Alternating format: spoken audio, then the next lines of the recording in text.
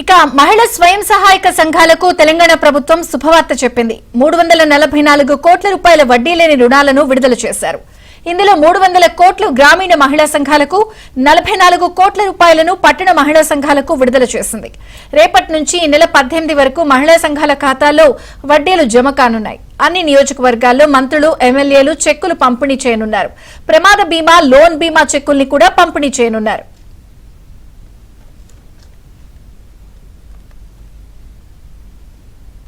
వడ్డీ లేని రుణాలను విడుదల చేశారు.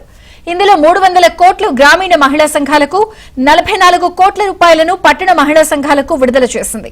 రేపటి నుంచి ఈ నెల 18 వరకు మహిళా సంఘాల ఖాతాల్లో వడ్డీలు జమ కానున్నాయి. అన్ని నియోజకవర్గాల్లో మంత్రులు, ఎమ్మెల్యేలు చెక్కులు పంపిణీ చేయనున్నారు.